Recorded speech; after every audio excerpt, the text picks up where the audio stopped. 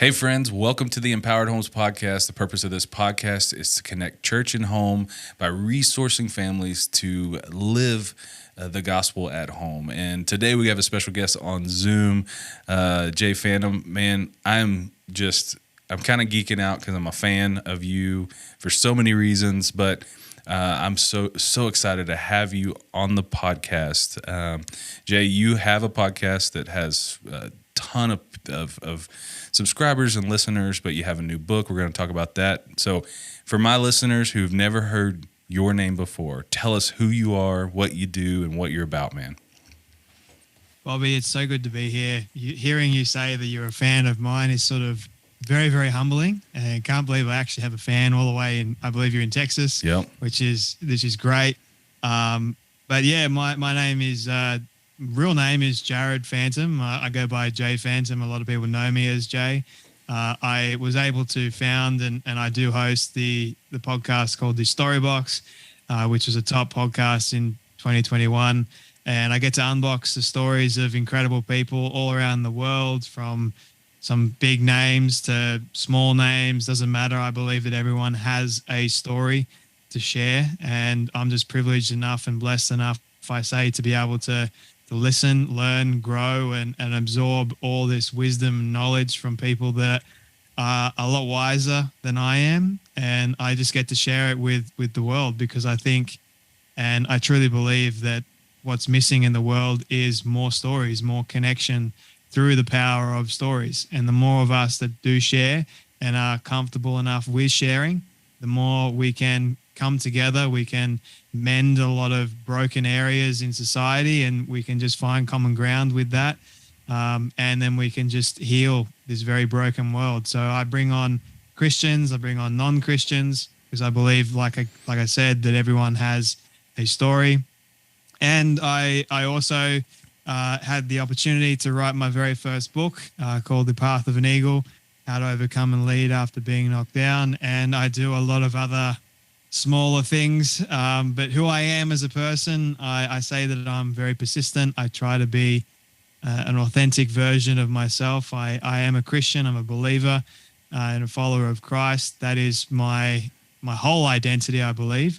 And my purpose that God has given me is to live this life and to be alive and to do the very best that I can to serve others as He has called me to do that. So that's who I am, and I try my very best to do that excellently every single day. Man, I'm super excited to hear more from you. But if we have listeners that are listening in America, they're picking up an accent. Where are you from, and where are you at right now? I was born and raised in Sydney, Australia, and we recently moved to the good old sunny coast in Queensland, which is, funny enough, where we used to vacation. So that's where That's awesome. Currently. Currently, and it's I'm in the afternoon here. It's morning there for you, and man, just so excited to have you. You don't have to name drop, but you've had some big names on your podcast. But what's like one person that was kind of your one? I know you love all the stories. And by the way, 600 more? How many stories do you have? Would probably be reaching the 800 plus now, believe it or not. Wow, 800 plus stories Crazy. On your podcast. And give me just a few names that are like top interviews that you've had. So if we're going for the sort of more the top ones, then we're going, everyone loves Matthew McConaughey. He was a personal favorite, and there's a funny story behind that one. There's Tony Robbins, there's Mel Robbins, there's Christine Kane, there's Torrey Roberts. There's a lot of Christian, high-profile Christians, I guess you could call them. Then there's sort of people that I have really, really enjoyed actually connecting with that you may not know too much about, like Marty J. Schreiber, for example. Who looked after his wife for 18 years. She had Alzheimer's and dementia, and they were married for 63 years, and he was the governor of Wisconsin. And there's also, I love listening to people that have lived a incredible life and have been through insurmountable odds. And one of the people that I mentioned several times in my book, actually, Dr. Edith Eger, who survived the Holocaust. So she was one of the people that went to Auschwitz and survived Auschwitz. And she became, her story is just honestly incredible and wild. And I encourage everyone to go and look up her story and listen to it and read her books. She's got one called The Choice and the other one called The Gift. Both incredible reads. But people like that, I find that, and the more I do it, the more I speak to people, they're the ones that really stick with me the most. And for me, looking at that and growing up and listening to older people, I think I've always gravitated more towards older people because of their wisdom and their experience and their knowledge and what have you. That doesn't mean that I can't learn a lot. And I have learned a lot from people my own age and younger too, or people just in their 30s. But yeah, like some of those people that I mentioned are personal favorites. Someone once said that the good stuff sticks, and there's a lot that has actually stuck with me. Lessons like being kind, being as generous as I possibly can, continuing to be persistent, not giving up, having that resilient mindset, being a good leader. So I'm a big fan of what it means to be and trying to learn what it means to be a good leader today. Also being someone of good character. What does that look like? Someone of integrity. Asking people about what does success look like? That is my favorite question at the very beginning of my show. And then asking people these questions that they may not have been asked before.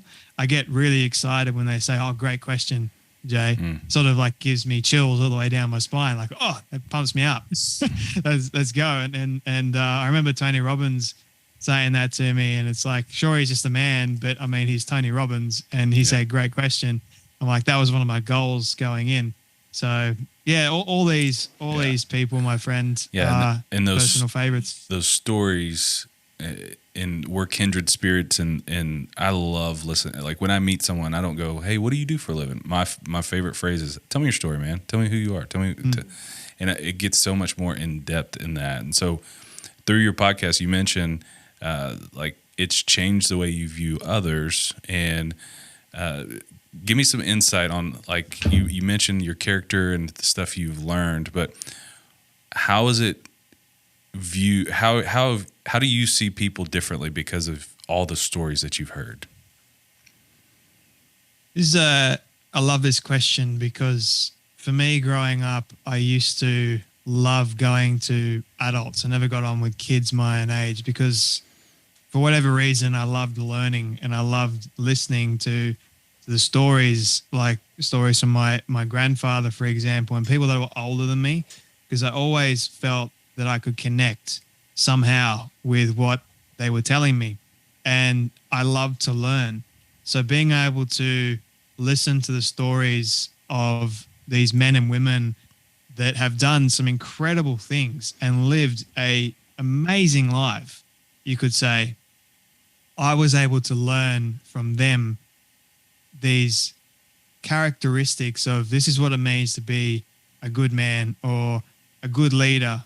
This is what it means to be a good husband one day, or a good, just a good person in society.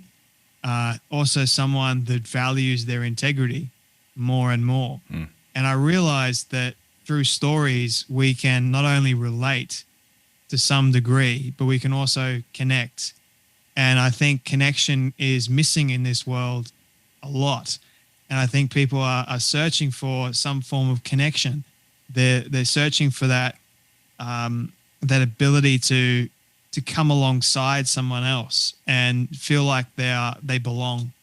And that's what stories do for us. They help not only shape our understanding of the world, but they also help connect each and every one of us to the fact that we are human beings, that no one is better than anyone else. And sure, we can put these people on a massive pedestal, but what I've realized is that they're just a human being, like I am, like you are, Bobby. And what fascinates me the most is their story, first and foremost, is not only great to listen to, but it also helps me understand that I've got a story as well. Yeah. And my story is valuable too. Doesn't matter what I've been through, it still has value. So I hope that answered your question. Yeah, and that's perfect segue into, let's talk, incredible podcast. You've learned a lot, but now you put your story on paper through your book, The Path of an Eagle. Just real quick, an eagle, what's that have to represent? With, like, you could have picked you're in Australia. There's a ton of amazing animals that are just mean and tough, but what's with an eagle? I'm going to pick a kangaroo, right? I was thinking like crocodile or something ferocious. Yeah. Or a Tassie devil, that sort of thing. But I chose the eagle and mainly because, well, a couple of reasons. This is just a joke, by the way. I knew it as a marketing term because Americans love eagles, right? So if they saw it on the front cover of the book, maybe they might gravitate towards it.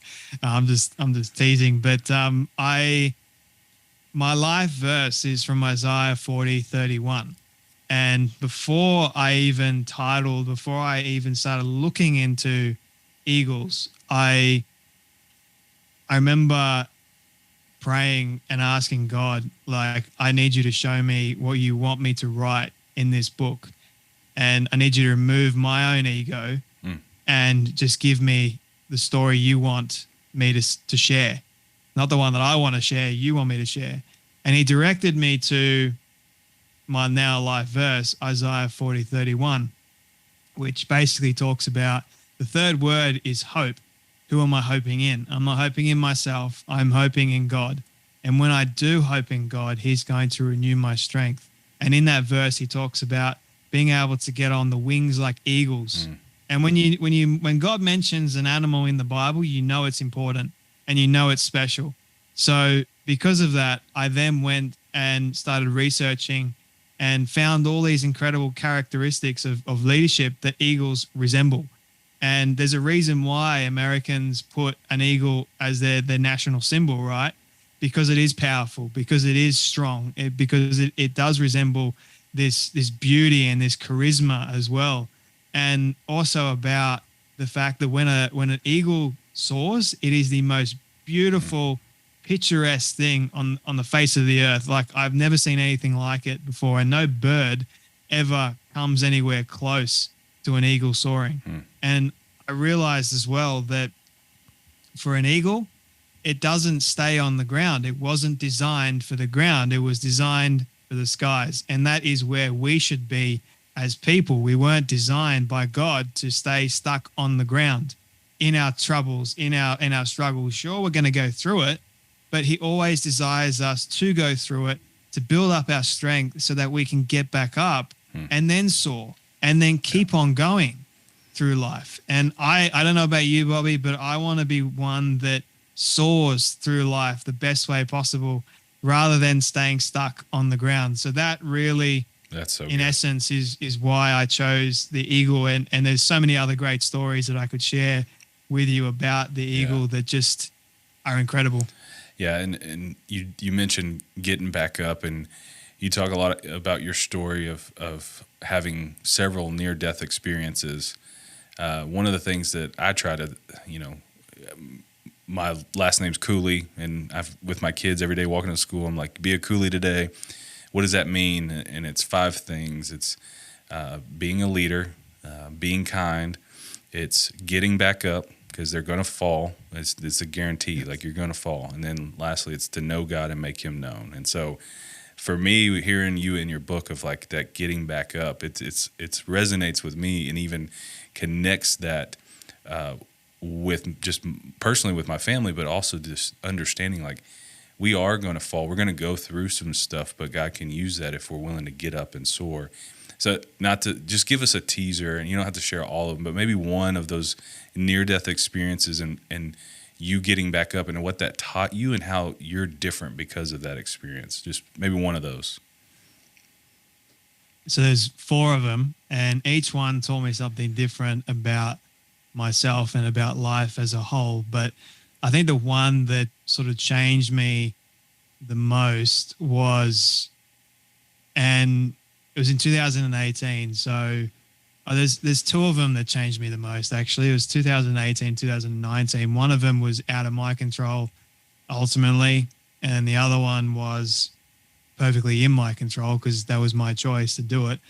But 2018, I ended up getting meningitis, which is a nasty disease that affects the brain lining. So it's inflammation of the brain, goes right through the spinal cord, that sort of thing. It's not fun at all.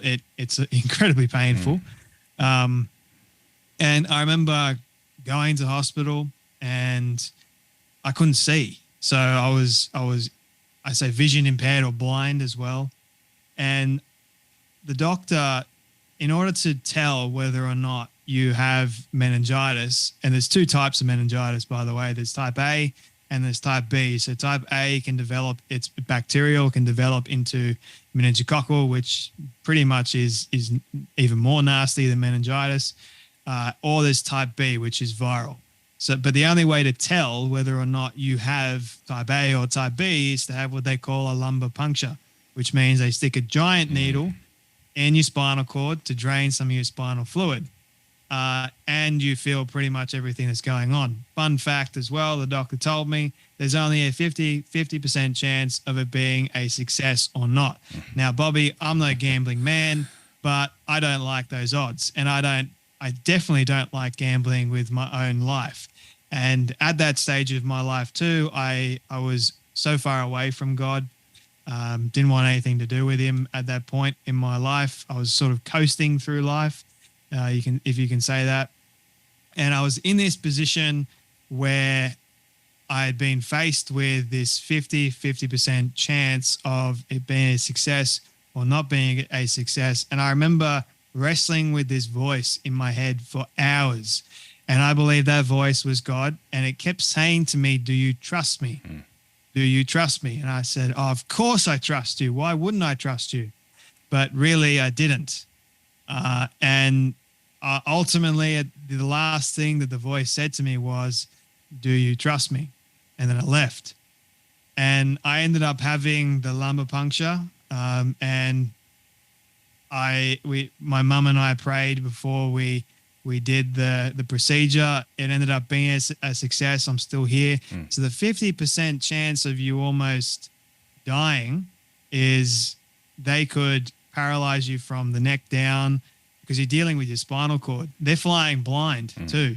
So they're relying on you and a sharp pain, funny enough, that you feel all the way down your right side to say that they've got the spinal cord and they can start draining the spinal fluid, which is just weird how that works.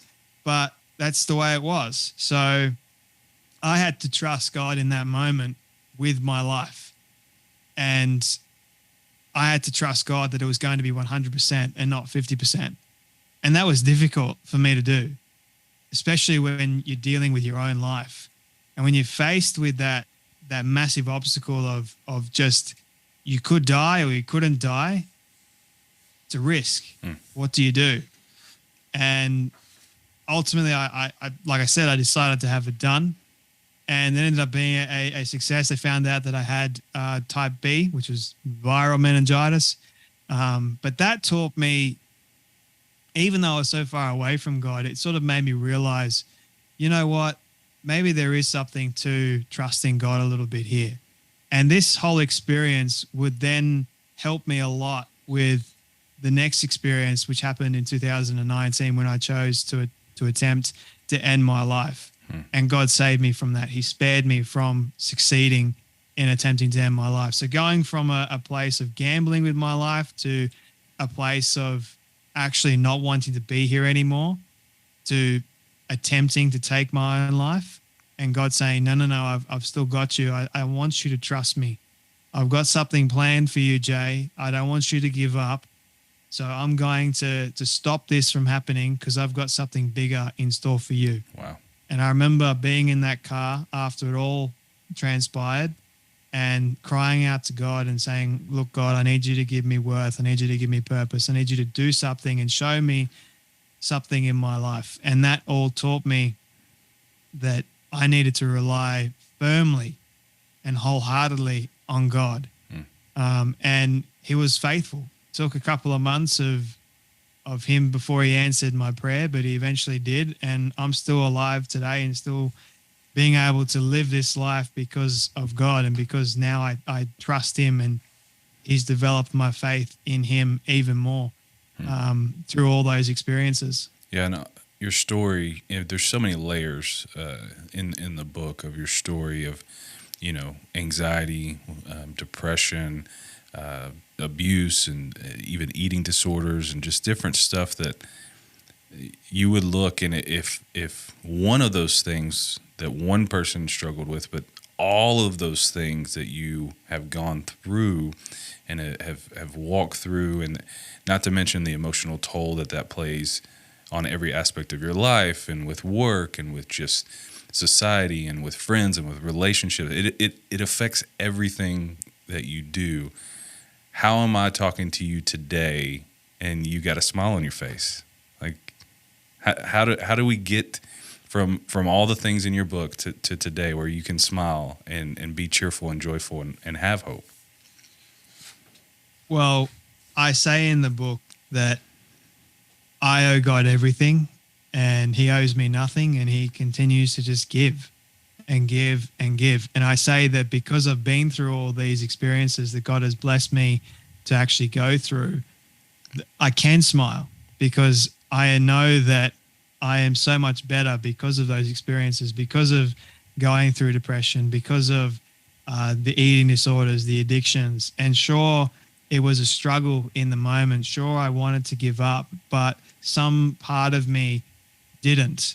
And whether it was family coming alongside me, whether it was having at some points in my life, having that faith to continue moving forward and that understanding and that inspiration, I guess you could use as well, having that leading too, and just having that inner desire that I can't give up.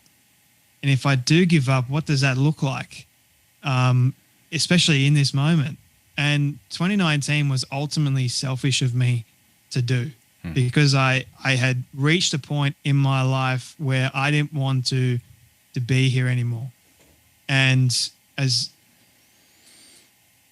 sad as that is for me to actually say, I am still alive today, smiling today and saying, this is my story. This is what I went through. This is what I've been able to overcome, not because of me, not because of my own strength, but because of who God is through me. It's so good. Because of how God has worked in my life enormously. And I point it all back to him. It's not about me. It's never been about me.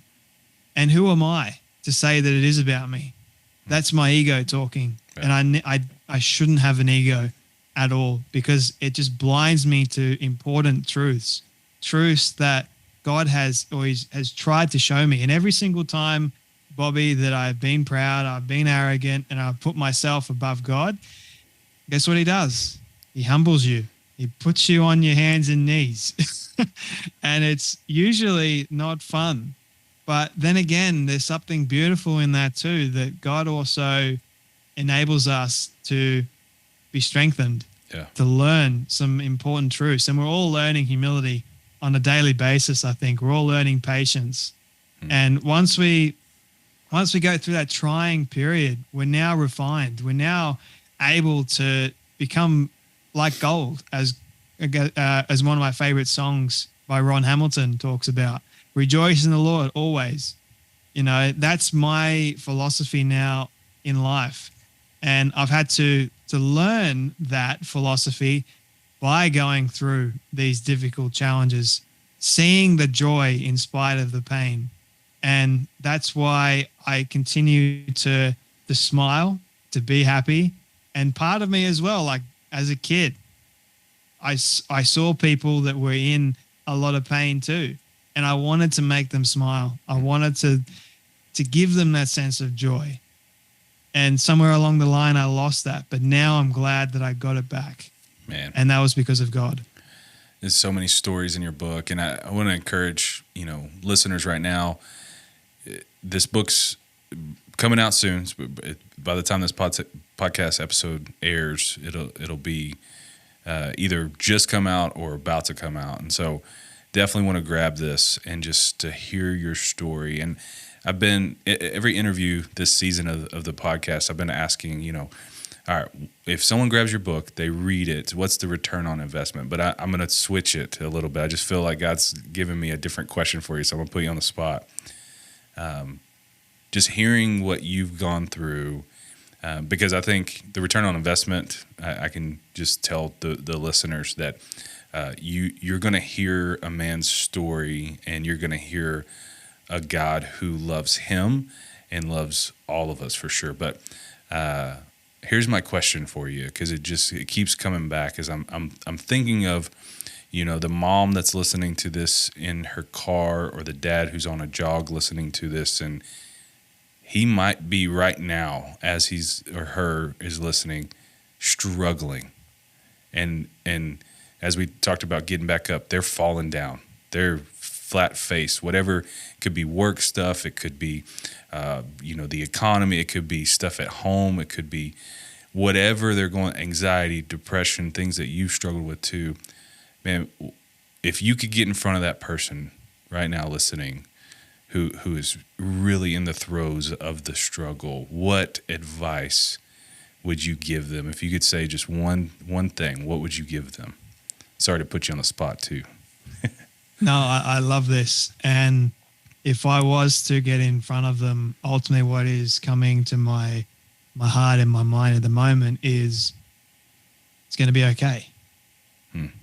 In the end, it's going to be okay. Doesn't matter what you think or what your experience is right now. In the end, it ultimately will be okay, as long as you don't give up. Wow. And that is the main important message that I want everyone to listen to. If my life is a living testament that God has given to me, and for people to learn hopefully from, that if I was 22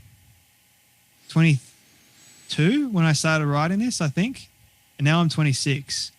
So if someone like me, a young person, can go through all this and still smile and still say, I'm here because of God, and because I know it's going to be okay, and because he's made me a better leader as a result of going through all this. Someone wise once told me that, Jay, pain is inevitable, but suffering for a long time, that's optional. It's always your choice. We're going to go through those moments of pain and suffering, but if it's your choice how long you want to suffer for. Everyone's like, suffering is optional, it's never going to happen. No. Suffering does happen. And it's okay to suffer for a short period of time. So feel your way through it. Be kind to yourself in the process. Learn what you need to learn, but don't give up. Don't throw in the towel. Don't surrender. Keep on going. Feel your way through the pain, because once you get to the other side of the pain, there is peace, there is ultimate fulfillment, there is comfort, there is joy, and there is strength. And that is the main message of this book. Yeah. You can overcome if you make the choice to overcome. Man, Jay, The Path of an Eagle, you got to get the book and hear these stories and hear these things. And I'll just leave the listeners with your advice. It's going to be okay. And someone just heard that. I pray that someone just heard that, and they're taking a deep breath of going, okay, it's going to be okay. So, Jay, man, you've been a blessing. Thank you for your time. Listeners, pick up a book. You can find it anywhere books are sold. You can access that. Just go search The Path of an Eagle, and you'll find it, and go grab you a copy, and you'll be blessed by it. You can also check out the podcast at the Storybox Podcast. Is it just storyboxpodcast.com, or is there a special? Yeah, that's the one. Storyboxpodcast.com. You can find it on Apple Podcasts. That's where I listen to it. But Jay, man, thank you so much for your time. Thank you so much, Bobby. It's been a real blessing and pleasure to serve you and your community. Thanks, man. Appreciate you.